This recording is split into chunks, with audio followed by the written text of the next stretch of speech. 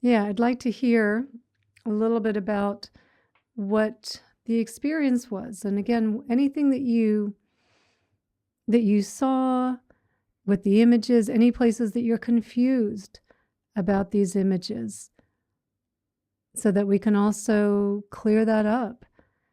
Because it's so easy. It's so easy to think in some way that, no, these images are motivating me to be a better person, right? All the little ways, all the little lies that we tell ourselves about getting caught up in these images. So we really want to be clear about the trap that those images are creating. So when you're saying imagining the better version of you, you weren't sure how to approach that, Libby. So I wasn't saying to imagine it it was more, what are the different ways in which you see yourself as a better version, right? I mean, even just, Libby's my sister. So we can say, oh, I'm the good sister. We can imagine ourselves as the good sister or the bad sister, right? Or in the future, when I keep doing these practices, I'm going to be less reactive. So I'm going to be this better version of myself. So just to see the ways in which we keep putting the carrot out in front of us. We keep imagining there's something here that should be better. And once it's better, just new and improved, self-improved, whether it's, whether I'm more realized, I'm more spiritual, any way that we're doing this, we're just imagining what we are as something in the future, and we are missing seeing what we are in this moment. The reality of who we are, that we are not a thing, we're not nothing either, right? We do exist, we're all here, but that this is the thing, is that we imagine ourselves to be the solid, independent little me. And how we imagine ourselves in all these different images is what keeps us locked up into the fantasy of who we think we are. And instead of recognizing, oh, I am an ever-changing, interdependent arising, a process. Whatever we think that we are, that we can put in a box, that we can put in an image, is not who we really are. And that's the problem with these images and with these spiritual images and these self-realized images and this my highest self-image, is that what we're imagining is not who we are. It's just the ego disguised again, fooling us again. We're looking in the wrong place again. And this is a trap in spirituality where we have conflated materialism with spiritual, where we come up with spiritual materialism, and self-help and self-improvement with spirituality. And so we just keep putting this out in front of us and missing what it is that's here. That there is no new and improved version to become. You'll never be it, because first of all, it's outside the realms of reality, outside the workings of reality, in that it doesn't matter how mindful you are, how present you are, you will fall occasionally. The wrong words will come out of your mouth occasionally. You will have a day where you're feeling a little tired, you're feeling a little down, maybe feeling a little unkind, feeling a little selfish in that moment. And there's nothing wrong with that. Those are just the conditions that are arising. We don't have to make an image out of it. But it's for us to just recognize we are not one thing, and we are not trying to become one thing. But we are just constantly changing. Yeah, and Libby, accepting what you are in this moment. Who you are is the result of trillions of causes and conditions. Right? So this idea that I should be somehow different, how? I mean, if I look at the mountain, like looking at the mountain and say, you should look different. Why would the mountain look different? It's the result, I'm pointing to the mountains behind me, the Kakachila Mountains. why would the mountain look any different? It's the result of trillions and trillions of causes and conditions. So is this arising the result of trillions and trillions of causes and conditions? So to stop feeling badly about ourselves, I should be better, I should be different, because it's in that striving and wanting to be better that in fact causes more stress, causes us to become more mindless, causes us to get more lost in the ego, and ends up taking us further away from what it is that we want. And ironically, on a relative scale, we'll say, because we're so caught up in the image of who I need to be, thinking about ourselves more often instead of having genuine compassion and wisdom. So on a relative level, I'll say, yeah, it's ironic that when we let go of the image of who we think we should be, that the freedom, of course, is there because I'm no longer tied up in who I think I have to be. It's a nightmare. It's a nightmare living up to this image of having to be something. It is just endless suffering. So the freedom that comes from that there's such a sense of ease and calm that yes, you're generally a more present person. You're kinder. You're more relaxed. You're easier to be around. You don't take things as personal as you used to. So yeah, it's ironic that you let go of it. You feel free, you feel better, and all of a sudden, because you're not wound up and attached to something, it's like, you flow a little easier. It's a lot easier to be around us. So it's this idea of something's wrong with me and I need to fix myself that gets us trapped in these images. I just want to go back to Janine. So you're saying, it was great. Very glad to hear that. You needed the 2 hours for the journal prompts. You stopped after 30 minutes, meditated, and did some movement. Very enlightening to think I need to be a good girl. Right. I mean, if I need to be a good girl, then I can also be the bad girl.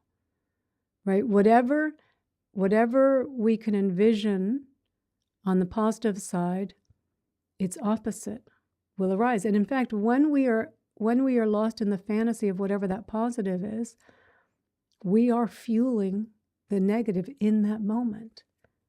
And we know how much more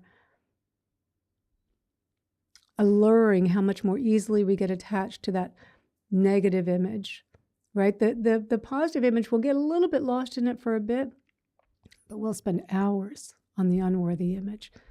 And it's why so many people are walking around still in spiritual circles with this unworthy image of ourselves. I'm not as good a meditator. I'm not as good a Buddhist. I'm not as good a spiritual person.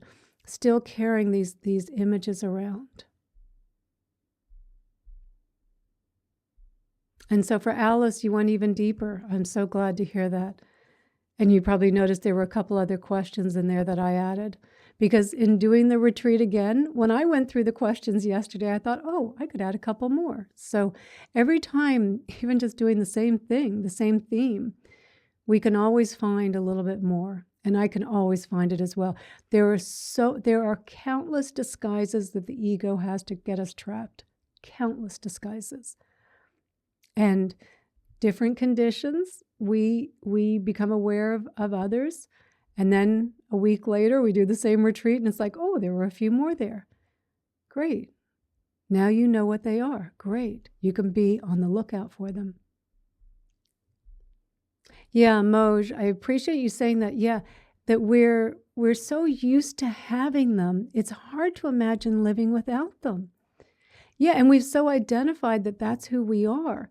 It feels very, while it's freeing, in that moment of getting lost in the image and the stress and the striving of it.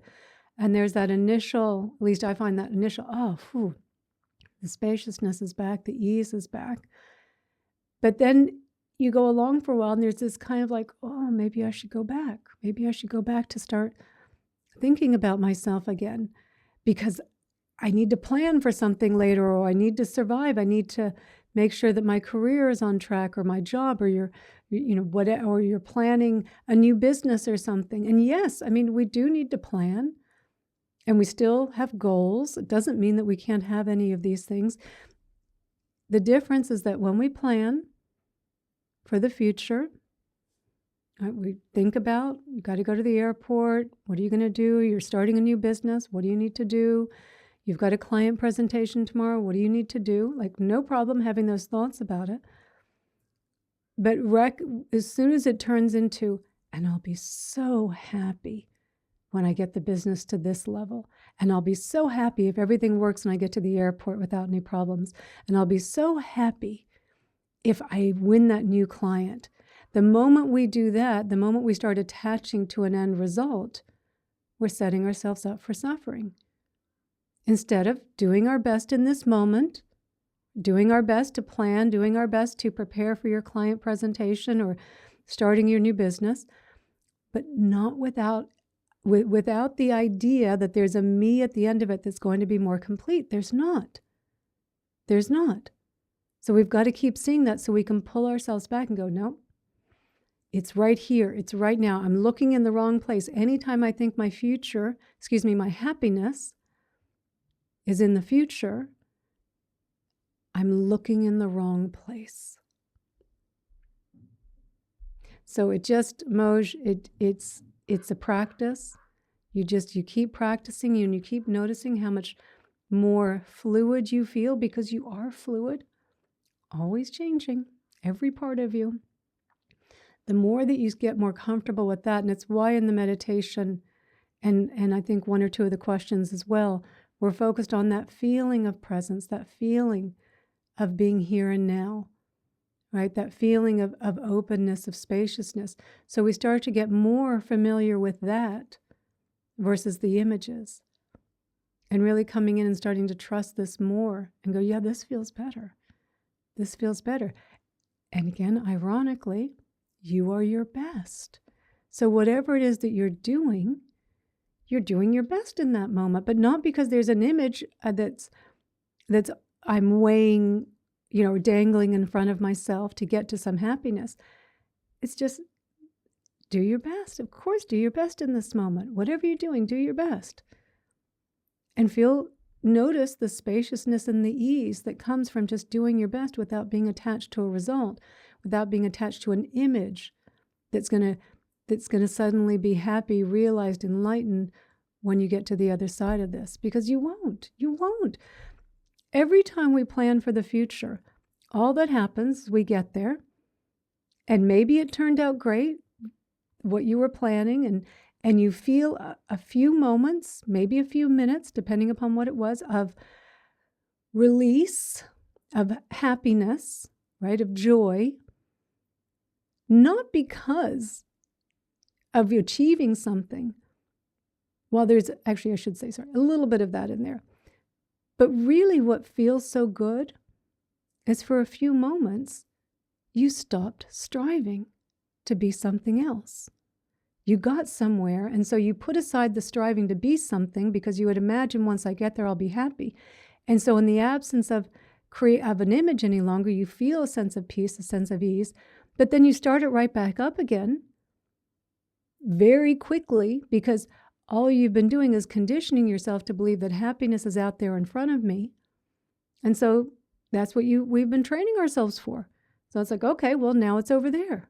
I got here, and we just keep moving the goalpost. So it's a practice, Maj. It's a practice. And the more mindful that you can be of the images, so hopefully in the personal retreat time, you identified some of the images that are most familiar to you right now, those good images, and you've identified the negative that's associated with them, that hopefully you catch it more quickly and you go, there you are. I see it. Breathe, slow down, come back into your body, look around here,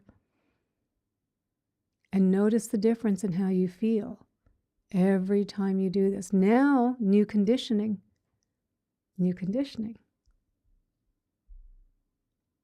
So just practice. So Sandy, you've always seen yourself as an athlete, and you want to drop the need to win. So I pictured myself as an old man getting away from the girlfriends to ski on the trails and get some peace.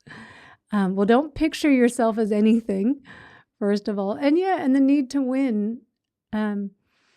When you win, enjoy winning, right? Nothing wrong with that.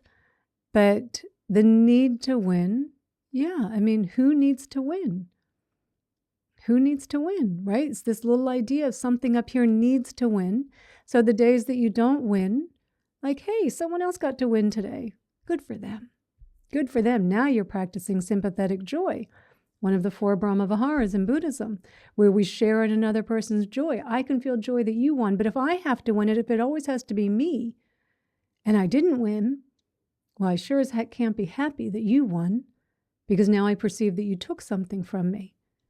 So even instead of seeing yourself as an athlete, there's a tendency towards athleticism in Sandy.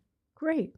That's where you tend to go. And I think you also play tennis and so skiing. Those are the tendencies, but it's not, don't see yourself as any one of these things, because also what happens when you're no longer able to be athletic? Maybe you've hurt yourself, and so you're just not able to ski for a while, or not able to play tennis, or not able to run. And then it's very frustrating, because I see myself as an athlete, and now I'm a wounded athlete. And everything I imagined, all my happiness, was wrapped up in that. So again, anytime we're seeing ourselves as something, you have a tendency towards athleticism. Fantastic. Fantastic. Try not to make an image out of it. And I think, Joanne, you were referring to Libby's about accepting who you are. That's the biggest thing you've been dealing with this year. Yeah, and to not try and fix anything.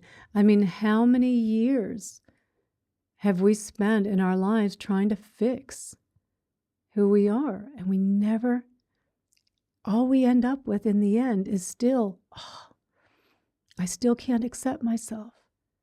I still feel like there's something wrong. Maybe next year I'll get a little better. Maybe next year. Maybe next month. What about when we let go of that idea that I need to be something other than who I am? Because in all of this fixating on that I need to be something better, remember, we're also at the same time saying there's something wrong with me now. So we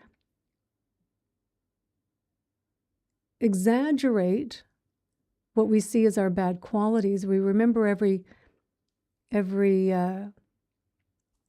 mindless moment that we've ever had, every time we judged someone else or judged ourselves, every time we got jealous or we got angry or we got stressed. And we don't think about all of the good things that we've done as well. And there's nothing wrong with reflecting on, it's nice that there was that inclination for generosity there. Don't get caught up in an image, but and all of these ways in which we're really living our lives in a way that is much more compassionate and wise, but we overlook all that because we're kind of making a case for no. There's something here I can't accept. And you have to accept every part of you.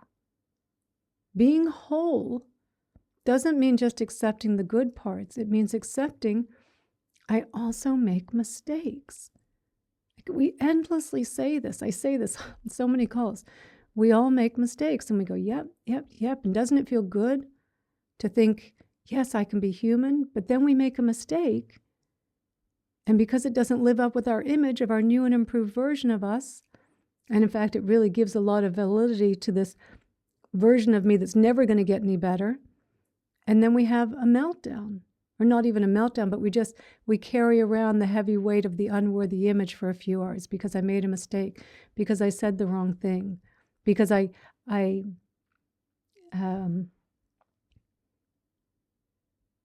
had a mindless moment. I remembered something incorrectly. Yeah, we all do. We all do. And it is about loving those parts of us as well and laughing. Like I do, you laugh. You've got to laugh at yourself. If we're not hurting anyone and It's like, yes, I stumbled and I fell. I had a mindless moment. Laugh at it because it's part of the experience. Why do we want to be punitive to ourselves for being human? That we can't accept who we are. No one's ever going to be perfect. There's no such thing as perfection.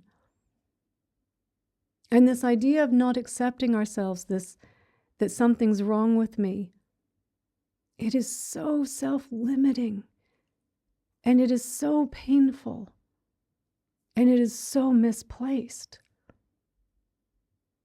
It doesn't benefit us in any way. So the idea of accepting ourselves, is usually, again, is saying like, just accepting how I am at this moment. And then 5 minutes from now, accepting who I am in this moment, right? Whether it's with a mistake, whether it's with something good that happened, something good that came out of the mouth. Yeah, it doesn't matter either one, right? If some praise comes in, enjoy it. Yeah, it's nice to feel some praise. No problem, right? It's a good social cue. We've done something good. That's good, right? Some criticism comes in, right? Breathe into the feelings of it, right? We're not trying to be robots that we shouldn't feel. Of course, some criticism hurts, right? We feel it, and that's okay. It's okay to feel it. The reason the criticism normally is so debilitating for us is because all of a sudden it's like, yep, they see that unworthy image of me too. Yep, this is proof that they're seeing it too. Instead of acknowledging, yeah, there's a feeling here of some criticism, it hurts. And I can be with it. I can breathe into it. It's okay. It'll pass. Can't have praise without criticism. Can't have gain without loss. Can't have pleasure without pain. Can't have fame without disrepute. Everyone experiences the 8 worldly winds, and really there's 100 worldly winds. Always changing. It's not about staying on one side of it, because you can't have one without the other. So anytime we're making an image, I should only win, I should only be comfortable, I should only be praised, people should only see me in a good light, we're setting ourselves up for suffering. That's all we are doing. And missing the reality of this ever-changing experience that sometimes feels pleasant and sometimes feels a little unpleasant. For the most part, the bulk of the experience for most of our lives is just mundane moments. Just mundane moments, which we tend to think of as unpleasant. But when you don't see it through that lens, when you're not carrying some image, I've got to get somewhere else because this is a mundane moment, what you experience is a lot more joy. Because in those mundane moments, there are so many little moments of joy in there that we miss because we're so locked into, I got to get over there.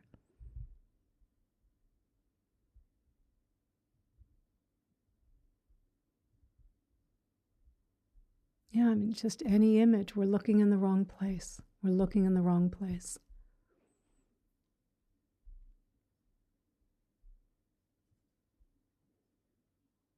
So, Libby, that was quite insightful. Causes and conditions, the things that gave you the ideals of what we are meant to be. Yeah, our culture, our society gave us these ideas of what we should be, right? Very competitive, individualistic society in the West. Need to be famous, need to be beautiful, need to be rich, right? These are the things that our society reveres. And of course, all of that has been is part of our conditioning. So yeah, we see that too. If I'm not, I got to be better. I got to get ahead. And again, well, then now I'm going to take it into spirituality and be competitive there. I've got to be more spiritual. I've got to be more realized. Yeah, so it's our society. And anyone that's doing that, anyone that's playing that game is not winning. It may appear like they're winning at times in the external, but they're just like the little mouse on the wheel, spinning and spinning around, never getting where it wants to go, and missing the whole experience.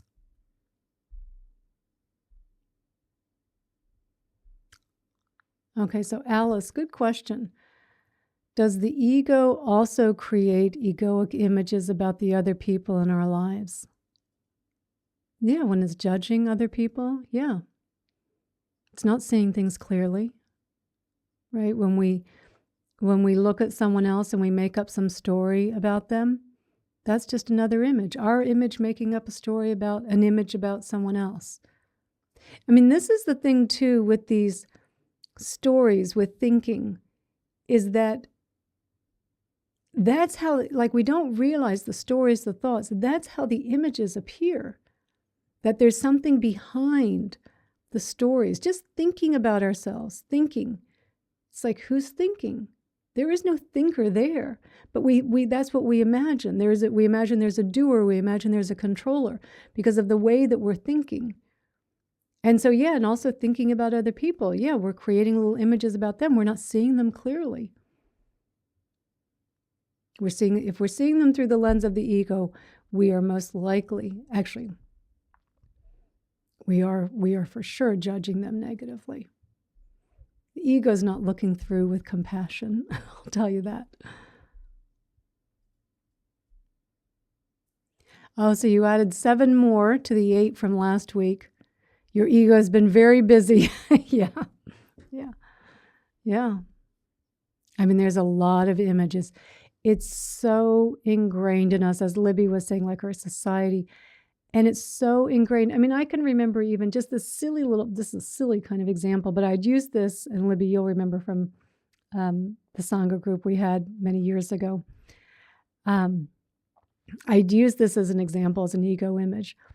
And I was on the phone with a friend helping them with, it was just some kind of problem they were having with some, I think it was a Verizon or something like that. And I said, well, let's call them together and I'll kind of help you through it. She was a little bit confused. So we called them and we were on the phone with the customer service person and asking them. And then the customer service person's like, okay, let me put you on hold. I'm going to kind of take a little look into this. And I can't remember, something had come out of it that I thought, oh, actually, now I know what's going on. And I remember actually racing to get my computer. I was like, oh, I've got to get my computer down quickly because I think I know the problem.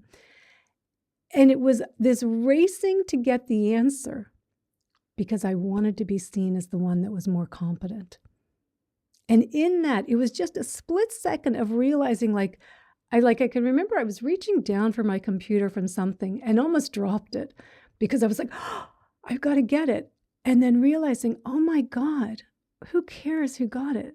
Like whether she gets it or I got it. But you can see all these little ways that the ego sneaks out and just creates this image of who we think we are. Just little subtle ways. But it creates, I could have dropped my computer and broken it.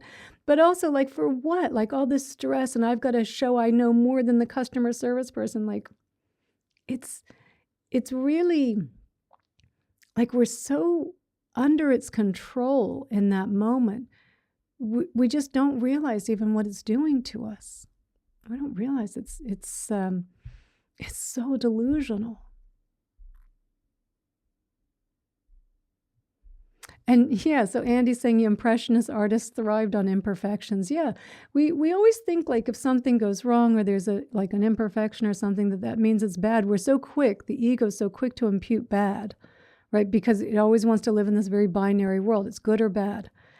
And we're always so quick. A plan doesn't go the way we think. We get something that really good happened to us, right? Or we perceive it's like, oh my God, it's amazing. This is fantastic.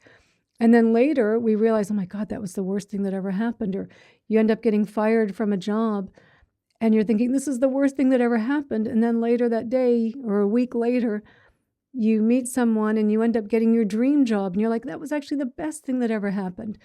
And so that's the thing too. It's just, we're always in flux. But we're so quick to say good, bad versus, well, let's see. Let's see what happens. Don't make an image out of it. Let's see. It's always changing. Always, always changing.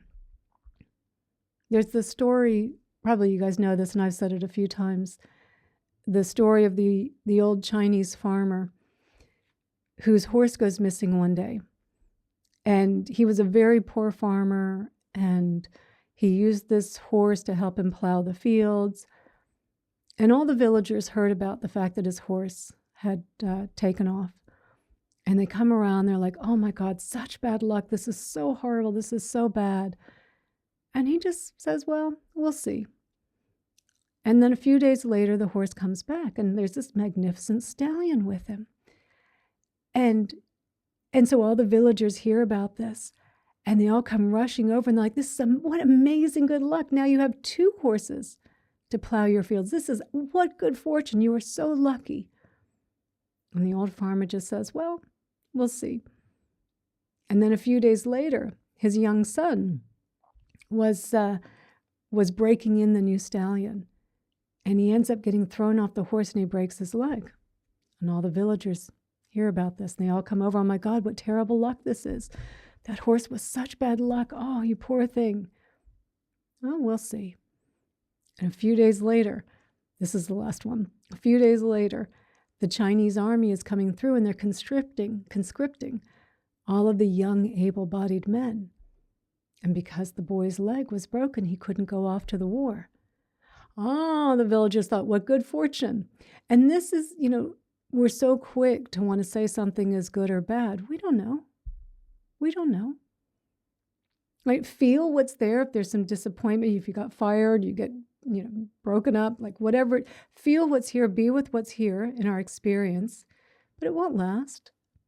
It won't last. And it's, whatever is up must come down. Right? And it's just always changing. But we grasp onto it as though there is something here. There's a little image of me that I can get to. Sorry, there's an image I can get to that I could land somewhere and have everything be perfect. But because we are an ever-changing, interdependent arising, there is nothing here that could possibly land. It's just always changing. Always changing. It's been our experience our whole life. And it will always be, because that is the absolute reality, is that we're always changing. There is nothing here there is nothing out there that I could possibly hold on to, but there is nothing here that could hold on to it. But we try and do it in our thoughts.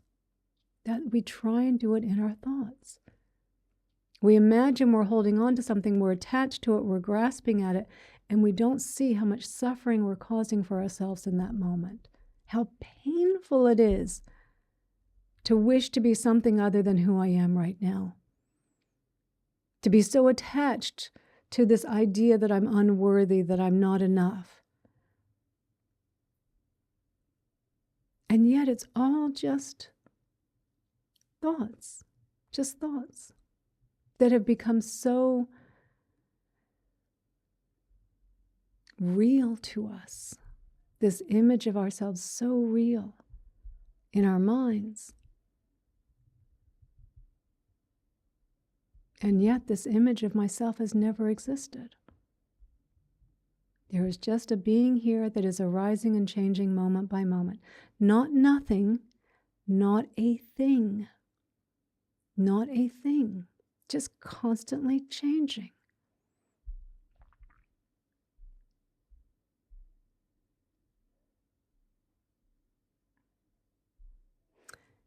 Yeah, Stephanie, as you're saying, when we stand back, there is so much going on in our world. Just take every breath and love the simple stuff. An excellent point, because we do think, again, so much of our life is mundane moments. We have on either end the really pleasant moments. We're getting praise. We've just finished some big project. You got some recognition, you got a book deal, like something kind of the party, the holiday, right? You've kind of got these fun things up here. And on the other end, of course, we get the disappointment when we get the disappointment that happened. We get the criticism, we get the loss. We lost money in the market or on that investment. We lost someone that we loved, like we have that on the other side. But the majority of our experience is really mundane moments. And when I say mundane, they're neither pleasant nor unpleasant. They're just mundane, just kind of going about our day, just running our errands, cleaning the house, cleaning our body, feeding the dogs, preparing the meals, doing the grocery shopping, going to the bank, paying the bills. Like, it's just these kind of moments that what we perceive as mundane moments, just neither pleasant nor unpleasant. And yet, when you really pay attention, there is so much going on. But we look at it as, well, it's not pleasant because we think every moment is supposed to be firecrackers and highs and excitement. So anything that's not that, we look at it as, this is bad. This is boring. Everyone else's life is so exciting. And let me just go on social media, which distorts everyone's world so dramatically. Oh, look at everyone else's highlight reel. See, everyone else is living the life. And I'm sitting here on my sofa, which, again, social media just distorting. People are just putting out their highlight reel. They're not putting out that when they're sitting on the sofa, nothing going on, or when they're waiting, in line at the bank or in the long line at the grocery store, right? We see these little snippets. And of course, all the images that we see through media, like, how excited everyone is, and they're all on the beach and they're drinking Coca-Cola and they're so happy, or they're off on this holiday, or they're getting the new phone, or they're getting this new car. And all of these images do have an impact on us where we think, if I'm not super excited, if something super exciting isn't going on, then something must be wrong. But that's not looking at reality. It doesn't matter who you are. I mean, movie stars have to sit around and wait for their turn on the set. A lot of sitting around and waiting for them. It seems like their life's always supposed to be exciting. It's not. It doesn't matter who you are. This is everyone's experience. But in those moments that are neither pleasant nor unpleasant, when you're looking without imputing boringness on this, nothing going on, how does this reflect on me? My life sucks. I'm such a loser. When you're not doing that, right? Instead, you're looking and you're hearing and you're feeling. There's a richness in the aliveness of this moment. And that's what we want to touch more into that feeling of it, the feeling of presence, to really ride the wave of that energy. Because there is an energy that we get, that when we're not fighting back reality, and when we're willing to be open to what is here, to be looking, not looking for something, but looking instead, there's a shift in our nervous system that gets very much in sync with the harmony of what's going on, and it feels good. It feels pleasant. And so more getting in touch with that as well. And that was one of the questions that I put on the journal prompts was, are you familiar with this? I think there are a lot of people that aren't really that familiar with the feeling of it.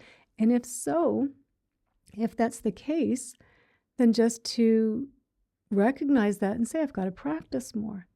I've got to practice more getting in touch with this. Going out in nature. Nature is a wonderful place for us to get in touch with this.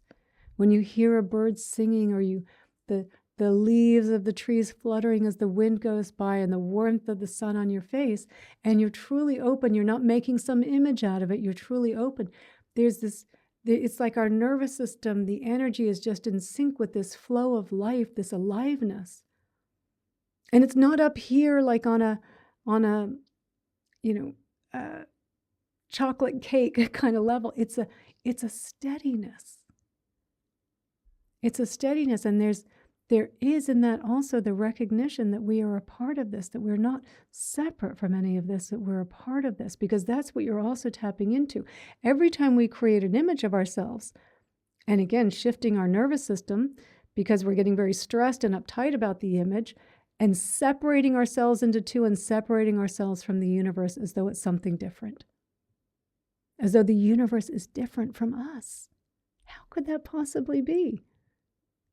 How could that possibly be? We are the universe, expressing itself as Stephanie, as Jacqueline, as Sandy, as Monica, as Libby. Not separate, a part of. So there's something that we also, if we're not tapping into it, if we're not able to feel that flow, then just to recognize that and to really make more of an effort to say, I need to. And I do think spending time in nature, and even just in your meditation practice. So in your meditation practice, and I have a lot of meditations about really kind of tapping into the energy.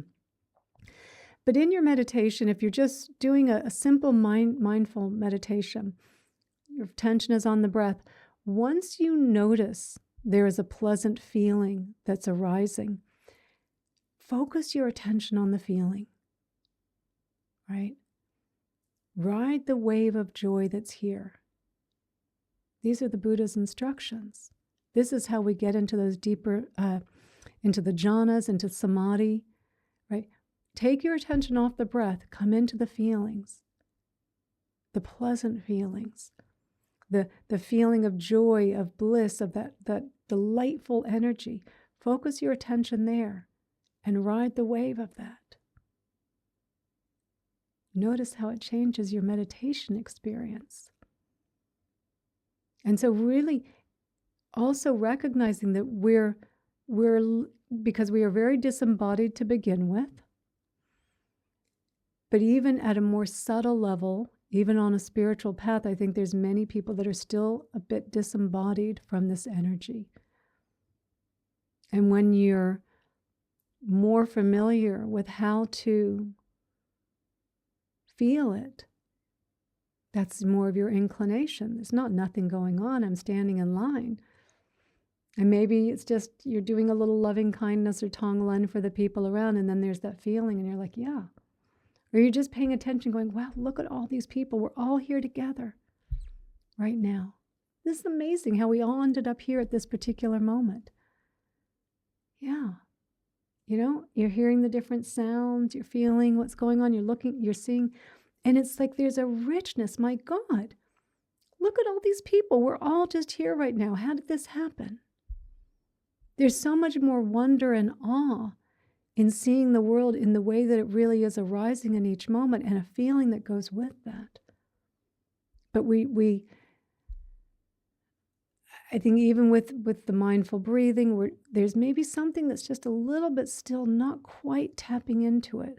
So if that's, and I put that on the question, on the journal prompts, if that's, be honest with yourself. If you're not really tapping into that, if you're not really sure of what that feeling is, then to do more practice. Go out in nature, in your meditation, switch from the breath to the feelings once they arise.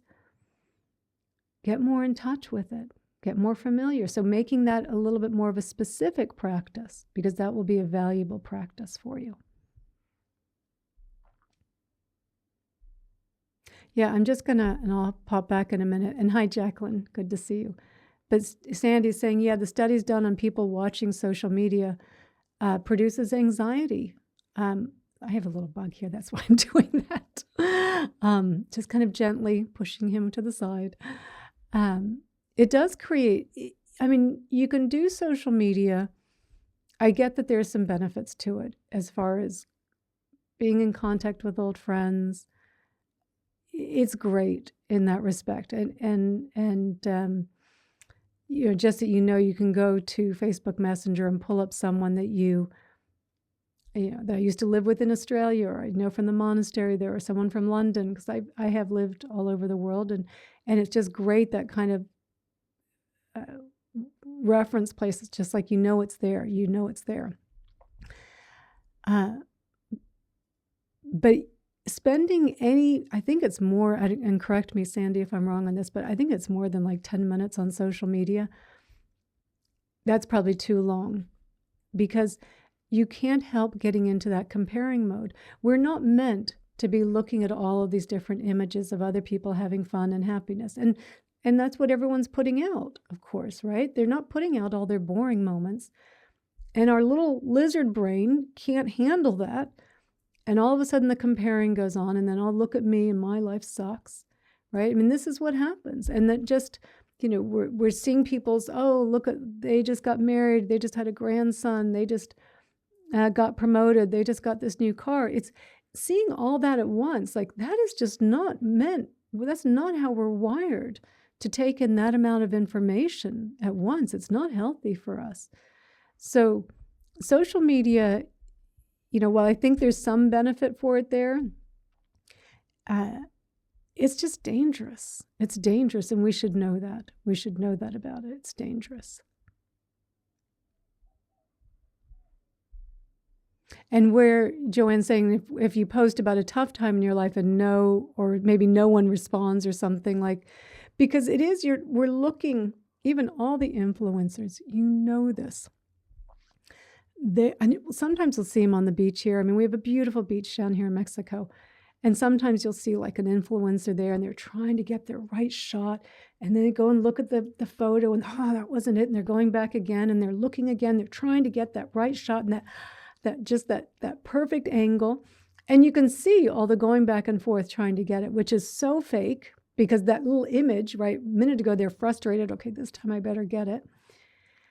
And then once they post, and of course I don't see them there doing it, but you can imagine there's this constant, how many likes did I get? How many comments did I get? Right? Just this, oh my God, I didn't get enough. Last time I got 10 likes now, and now I've only got 7 likes. And then we're measuring our self-worth based on that. Talk about images. Yeah, and it's this interested in the fake beauty and the filters that everyone's putting on and all of this. Like, it's not a real world. It's definitely, these algorithms are specifically designed to make us mindless. Because if I'm mindless and they're tracking my eyeballs and they're kind of knowing how long before I'm going to go off on something, before I'm going to maybe do a comment or how long I'm going to leave the platform, they know the exact point to get you to put an ad in front of you. She's just that mindless now. Now we put the little ad for such and such. We've primed her with all these different things, and now we're going to put the ad. And that's how they make money, right? They make us mindless, and then we purchase things that we don't need, and then we get it, and it's like, okay, I felt good for a moment, and now I'm back to, I don't feel good about myself anymore. So if we're trying to be mindful, if we're trying to be present, then social media is definitely not the place for us. Yeah. I mean, moderation, as you're saying, Stephanie, yeah. But I mean, really, yeah, I mean, it's addicting.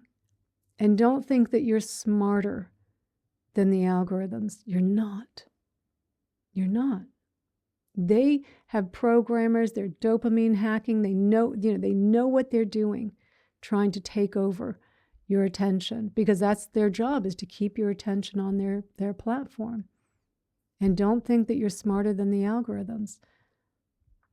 So generally speaking, I mean, I think social media has, I mean, and I know some people, like, they say, oh, no, they really like it. And it's like, okay. And I'll post once a week or so on my like kind of meditation teachers page, and I still have my personal page. And maybe sometimes I'll post, maybe there's a lost dog, or we're trying to adopt out a dog or something along those lines, or I've got a class coming up, but I don't go on there much. I'll put it on and I don't go back, or at least for a week. So you've got to be very careful with social media. Talk about creating negative images. And I just want to go back because I think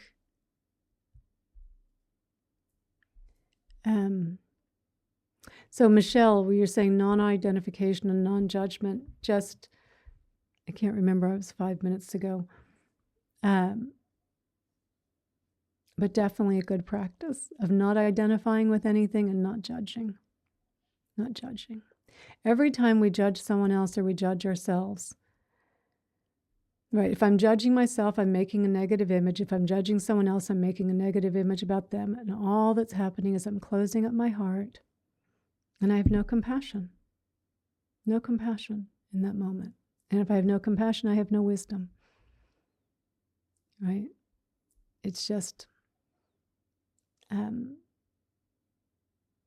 judging others, judging ourselves. I mean, who are we to judge someone? And again, who are we to even judge ourselves? I made a mistake. Did the wrong thing. If you did something that was really unkind or really uncaring, like, yeah, okay, now you've woken up and you've realized what's happened. Go back and apologize. Fix what you can. Don't beat yourself up. Don't judge yourself negatively. Recognize the conditions that maybe how this arose. You were maybe you spent too much time on social media and you were a little too stressed. You had a little too many things going on. Recognize the conditions, that were happening. That's a good idea. So that you can remember, like, I've got to slow down a bit. This path, the conditions for this path are most conducive to a simple life. Not wanting for a lot, not wanting more than what it is that you need. The more wanting, the more wanting. The more you desire, the more you desire. It doesn't lead to the end. And instead more just appreciating of what you have and not stacking your schedule in a way where you're running from one thing to the next, because the busier you are, the busier your mind is. There's just no way around it. And if we really truly want deep inner peace, lasting inner peace, contentment, connection, freedom, if this is what we really want, then slow down. It's all right here. It's all right here. So it's really, it's good for us to also, in these personal retreats, and by the way, thank you, Stephanie, for the donation. Thank you. In these personal retreats, it's good for us to slow down and examine our lives. How are we living our lives? Are our actions aligned with our intentions? Are we saying yes too much to things because we don't want to offend anyone? Because we're afraid of missing out? Because we're afraid of what they will think of me? Right? Or are we able to recognize that I'm being pulled in too many directions? The first thing that's going to go is your peace of mind. So as to be honest, in monastic life, renunciation is a big part of monastic life. And we tend to look at this in the West as something bad, giving up things.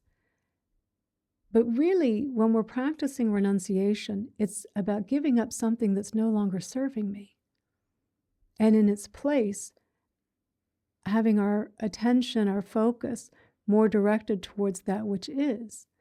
So whether we're a monastic or a lay person, if our intention, if we're very clear about what it is that we want, deep, lasting inner peace, freedom, connection, contentment, if we're very clear about what it is that we want, then we do want to make sure that that we're doing the best that we can with the life that we have.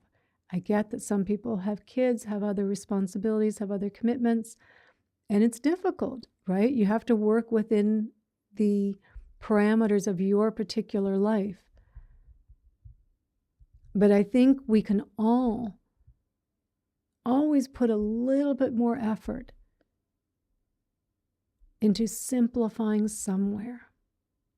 Even if it's just, don't shop on Amazon for a month. Right? It's too easy, especially that something can be here the next day. Well, not down here in Mexico. It takes about 3 weeks. But, and a 33% tariff on top of it. So that's just because of the shippers coming down. Probably worse now with the tariffs. I don't even know what they've done to the prices of things coming down. But it's just too easy that we think, I want that. And how many times have we done that? Because it's so easy, we can just type it in. Oh, look, there it is. I didn't have to go from store to store. I didn't have to search through all these malls and all these different stores, which we used to have to do when we wanted some obscure item. We had to really work for it. But now it's just, type it in, and now it's here, right? And then we do it again and again and again.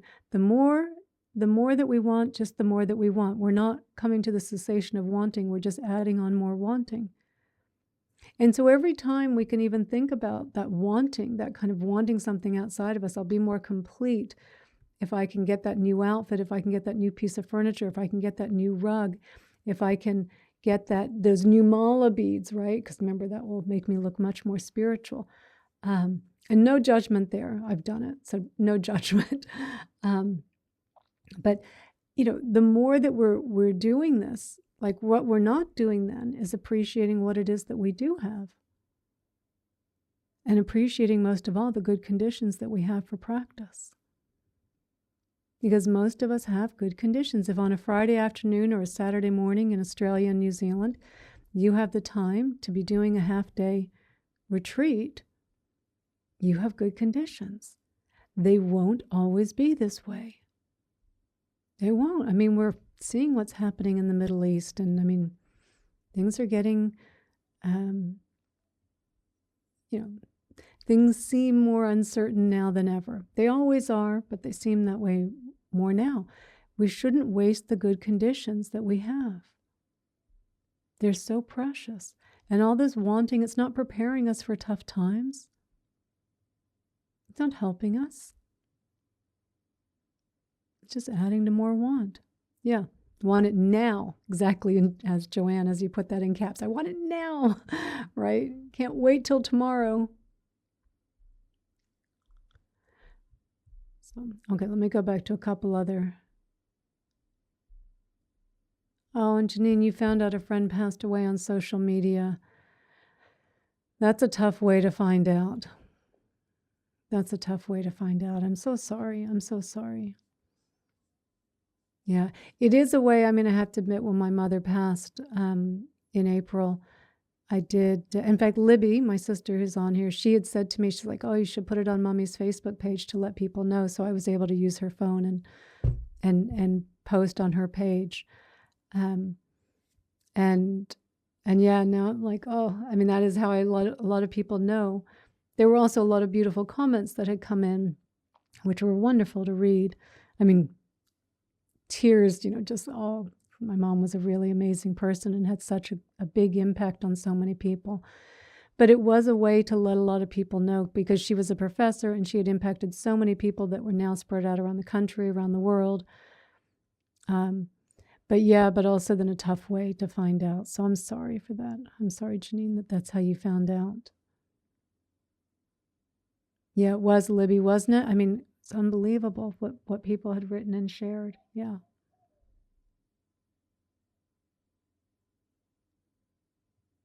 Oh, you're very welcome, Sandy. And you're saying Canada has a travel advisory. Probably a travel advisory not to come to the U.S., I would think. I'm not sure, but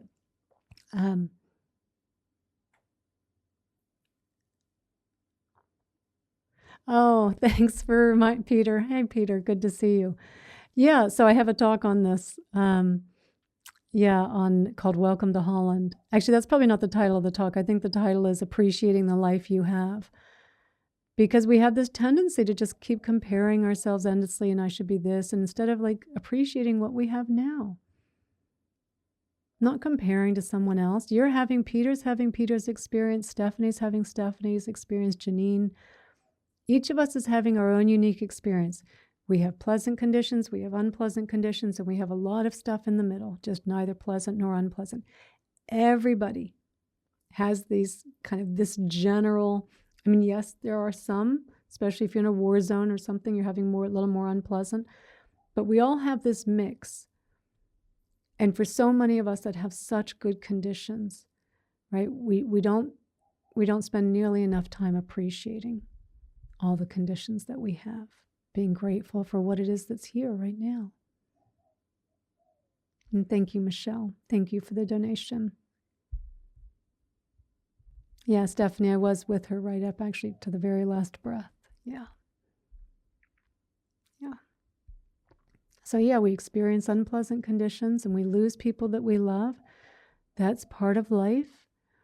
I did the series on the 5 remembrances, and this is what the Buddha said we should think about every day also. We should reflect. I am of the nature to grow old. I cannot escape growing old. I am of the nature to get sick. I cannot escape getting sick. I am of the nature to die. I cannot escape death. Everything that is dear to me and everyone that I love is subject to change. I cannot escape being separated from them. My actions are my only true belongings. I cannot escape the consequences of my actions. My actions are my continuum. And while this can sound very morose to a non-insight timer group, why would you want to think about that you're getting old, that you could get sick, that you could die, that you could lose people? Because it helps you appreciate where you are right now. It helps you appreciate those that you love right now. When I gave this talk, it was last December. So I think we were on the 4th remembrance. It was last December. My mom had just arrived down here. She was here for the winter. And I talked about how I don't take for granted any moment that I have with her. I didn't take one mundane moment for granted. I didn't know I only had about 5 months left with her. But it teaches us to remember, and that, yes, I am getting old. I'm 60 years old. Yes, there's age spots. Yes, it's, not as, when you're 60, you're not like you were when you were 20. But I also recognize that, you know what? These hands with all the age spots and the wrinkles that are all here, yeah, because there's been a life lived here. There's a lot of memories. There's a lot of experiences. And when I remember that I will get sick, I don't freak out when I'm sick, because of course I will get sick. It's part of life.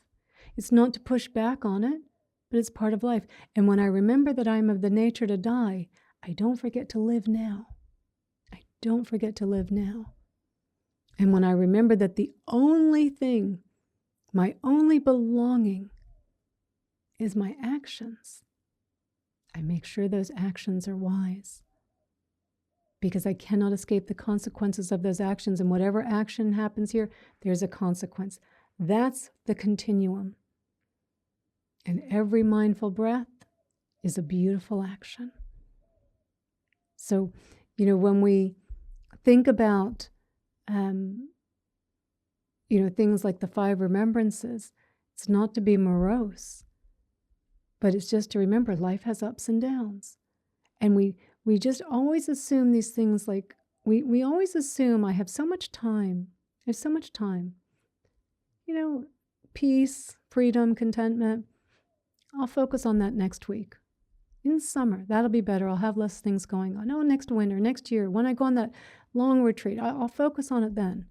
We're always putting it off because we think we have endless amounts of time. And we don't. We don't. One day this is going to be over like that. Like that. Right? It's so quick. It's so quick. It's like this, there's this beautiful, so a lot of this one particular cactus that I have, we have a lot of cactus here in the desert. It blooms this beautiful flower. I'll send it to you later, Libby. Unbelievably beautiful flower that it went out yesterday. It came out, and then it dies the next day. So my gardener had mentioned to me about a week ago, he's like, oh, look, it's about to flower. And it did. It's had a few of them. And then I was going to take a picture of it, and it was gone the next day. It had shriveled up, and he's like, oh, yeah, they only last for one day. And it is a spectacular flower. Beautiful. A huge, big flower. And then shriveled up. And it just reminded me this morning as I was looking at it now shriveled up. It's so quick. We have this amazing life, this full life, and it's over in a nanosecond. And we take it for granted. And we take it for granted. So we shouldn't take any conditions for granted. If we have the good conditions now, and you really truly do want freedom, if you're really clear on that, the peace, contentment, connection, love, universal love, not romantic love. Not that there's anything wrong with romantic, but I mean, again, focusing on what it is that's most precious to us, then make sure that your actions are aligned with your intention. And this will be a good place. We'll segue into, adding more retreats, personal retreats into our lives. As I think Janine or Sandy, you had said, and Alice, you had said as well, like these types of settings do allow us to go deeper into our practice, into our understanding, into seeing where we're getting led astray. And I am going to try to do one retreat a month, one half-day retreat like this. So Sundays for people, in the States, and then I'll always try and do one in Australia so Friday afternoon here, Saturday morning for you guys. So that we can keep going deeper. So we'll still do the Sunday Sangha as we're going to do on Sunday with the Dharma talk and meditation. But to do these half-day retreats where we can really keep going deeper. But you can also do these on your own. You can add in more time. I think the more that you're thinking in that way of where can I add more retreats into my life, the more you start to do it. So in the morning, if you can do, I do almost every morning, I have a 2-hour retreat to start my morning. And in the first hour is meditation. There's a little mindful movement. And then I take my cup of tea and I go sit outside and I'll do a little writing and I'll put the writing down and I'll just listen to the birds and I'll look around, maybe read. I might read just a paragraph or two of something, think about it, right? And really to take that time to it's not just the meditation, which is incredibly important, but it's a continuation where any insights that came to me in the meditation, I can write a little bit about, I can think about, I can contemplate, I can really absorb what it is, not just kind of move on to the next thing. And it's such a shift in your day. And it's also because when I started saying, okay, this is my retreat time, it's 2 hours. It wasn't then, okay, well, now I'm going to end at this time, just like, oh, I'm done. Like, no, it's got to be 2 hours from when I started meditating. So okay, I still got 15 minutes. Like, okay, let's just sit for a little bit longer. Let's do some walking meditation. I have to admit, I don't do a schedule for that retreat. It's just something that I've been doing. And then I finally realized, I'm like, oh, this is kind of my retreat time. So we can do something like that in the morning. And that may not work for your schedule. You might have kids or you've got to get up and go to a job really early. But maybe in the evening that you can say once a week or once every 2 weeks that maybe you get home at 5 o'clock and you say, I'm going to do a 2-hour retreat. And I'm going to meditate, do some mindful movement, go for a mindful walk in nature, do some journaling, do a little studying, not reading, not sitting down and reading a Dharma book. I don't consider that retreat time. But reading a paragraph or two, thinking about it, how does that apply to your life? What do you understand in there? And when you tell yourself, versus heading home and saying, yeah, I think I'll do a little extra meditation tonight. I got off a little bit earlier. As soon as you say it's your retreat time, it becomes very sacred. There's just something about it that we're more like, oh, it's my retreat time. And we tend to follow it a little bit more. We're a little more disciplined with it because we said, oh, it's my retreat time. So in the evening, to do a little retreat time, to find times when we can do a half day on your own, do a 2-hour on a Saturday or a 3-hour on a Saturday on your own. Really sticking to that schedule, particularly if you're especially if you're new, definitely have a schedule. And even anything I'm doing over 2 hours, like my morning routine is pretty set. So I'm pretty clear on what I'm doing in there. But if I'm doing a half day on my own, a full day, a 2-day, I have a schedule. A schedule is everything. So definitely make sure that you have your schedule of what you're going to be doing. You don't have to be rigid about it, but you want it to have, you don't want to be thinking, wow, well, that was enough. I think I'm good now. Well, let me just go on. It just keeps you to it like, okay, that's next. I mean, you can move some things around, but you do want to have that schedule. And just to look for those times that you can be adding it in. I mean, I wouldn't say anything less than 2 hours is probably, it might be hard to call that a retreat. I mean, try. Let me know what your thoughts are. But I generally think 2 hours is kind of that's a retreat. You can qualify it as a personal retreat. So, yeah, just getting more retreats into your day. Maybe have a theme. Maybe you notice you've been doing a lot of judging that week. You've been doing a lot of comparing that week. So you can think, okay, my retreat is going to be on sympathetic joy because I'm getting a lot of envy. I'm getting a lot of jealousy. I need to really focus on how to share in the joy of others, not feeling left out. So again, you can recognize like what's happening in your mind and think, I need to spend a little bit more time with the antidote. So I want to do the sympathetic joy meditation. I want to do a little bit of journaling about it. I want to do some reflecting on it, because this is where the mind movement is happening. So we can also notice, like, oh, you've got a difficult person, do loving kindness or do some Tonglen, right? So thinking about what's going on in your life, what is it that I need that I can just do a little bit, that I can emphasize a little bit more to help free me, so that I'm not getting lost in these mind movements for so long. Like they keep coming up, so I better do the practices that help to minimize those mind movements. So you can have a theme. It might just be your theme is, I just want to slow down and just see what's here. Like, great, that's your theme. But just have your schedule, follow it, and just don't take the good conditions for granted. We just don't know that we're always going to have them. We just don't know that. I mean, the Buddha said it in his time, 2,500 years ago. And we've had very good conditions for a long time. I mean, it may not last. Even if it's just where, for the first 5 months of the year, I was back in the States with my mom. All of a sudden, my conditions changed. I was still meditating every day, but I would basically get my morning meditation in the evening, maybe a little bit of journaling, but it was tiring being a caretaker. It was a lot. And it was all the good conditions that I've had before leading up to that I didn't take for granted, that allowed me to stay present with what was going on. So don't take your good conditions for granted. Try where you can to start adding some more little mini retreats in your schedule. And we will also keep doing a half day.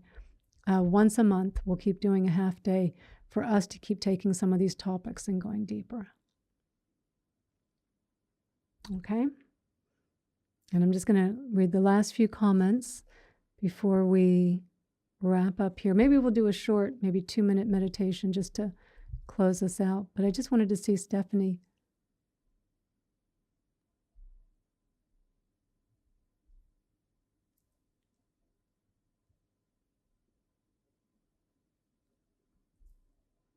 Oh, I think you're saying, I thought you were saying to give $1 to a person.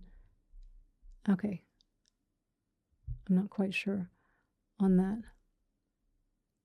Oh, and you've copied the suggestions onto your file page so you can refer to it. Great, great. Oh, to me. Oh, thank you. That was so sweet of you to say that. Thank you, Stephanie. Thank you. So let's just close out for just a couple of minutes with a meditation, just so we can let everything kind of settle in. It's always a nice way to finish a Dharma talk, even if it's just a couple of minutes. And thank you, Stephanie. Thank you. So let's just close our eyes. And just allowing your breath to be natural.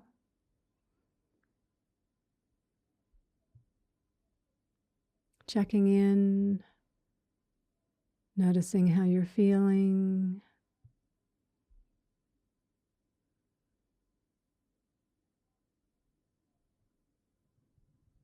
Not pushing back on anything. Just getting closer to what it is that's here in this moment.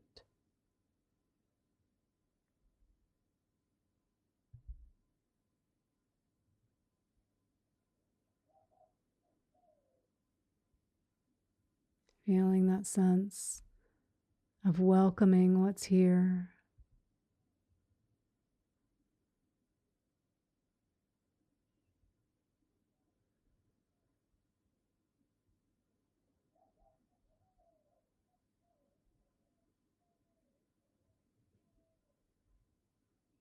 And maybe noticing just a little bit of a shift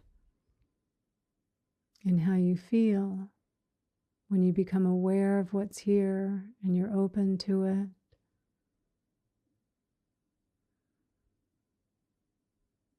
How freeing it is to accept what it is that's here.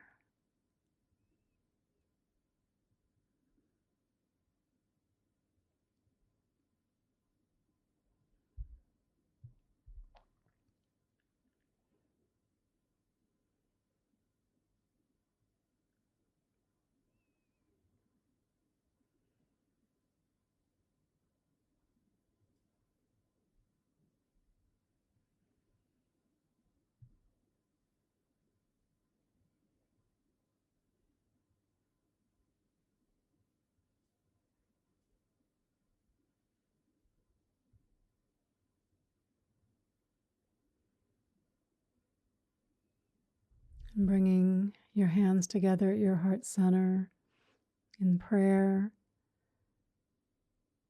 And taking a moment to dedicate the merit of your practice from your time here today. And we just imagine that we're sharing this merit with someone that we love. This is just a very simple practice of acknowledging and sharing.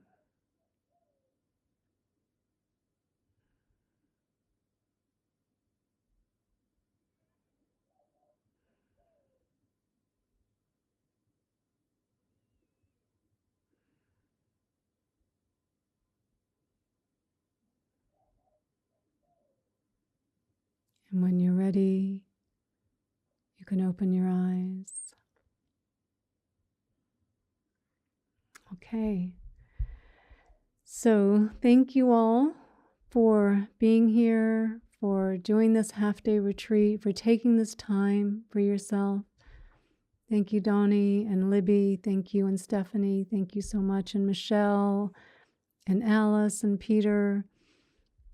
And who else? Jacqueline and Sandy and Joanne and Janine. And I think Chris. I'm just going through the comments because I can't see below who's here. But thank you on Moj. And thank you guys for just great comments, great questions. And thank you, Michelle. Thank you. And thanks, Moj. Thanks, Chris. Yeah, thanks you guys. I really am enjoying doing these a little more regularly. So for me, it's ending up twice a month with everyone here, and then just my own personal retreats. So thank you guys. I'm really enjoying them as well. So thank you. And so Sunday, we're going to have our regular Sangha, which I had said I was going to do maybe around 9 or 10 o'clock, but in fact, I'm doing it at noon because, again, I want to think about people in Australia and New Zealand, my sister, and Chris and Janine and Moj and Joanne, so that I know it's 6 a.m. for you guys. But so I'll try and keep things around noon. I'll try not to do anything earlier than that, other than when I do the half day here. Gosh, I wonder if I could just do them starting at noon. No, because that's still 5 a.m. for you guys. Yeah, I'll do a morning one here, kind of US time, North America time, and then I'll try and keep doing just the same one for those of you in Australia and New Zealand. And yeah, so, and then for Michelle and Alice, and for those of you that did last week, so you can come back and do another one. So, and thank you, Jacqueline. Thank you so much for the donation. I appreciate it. And yeah, so, and Sunday's talk, just a little heads up, is going to be staying with this theme of looking in the wrong place, but now looking in the wrong place for the solutions to our problems. So I'm going to stay on that theme, but kind of looking at a little bit of a different direction. So yeah, thanks you guys. Thanks, Jacqueline. All right. Thank you guys so much. Have a wonderful, wonderful day, wonderful evening. And I will see, hopefully, a lot of you on Sunday. Okay. Namaste.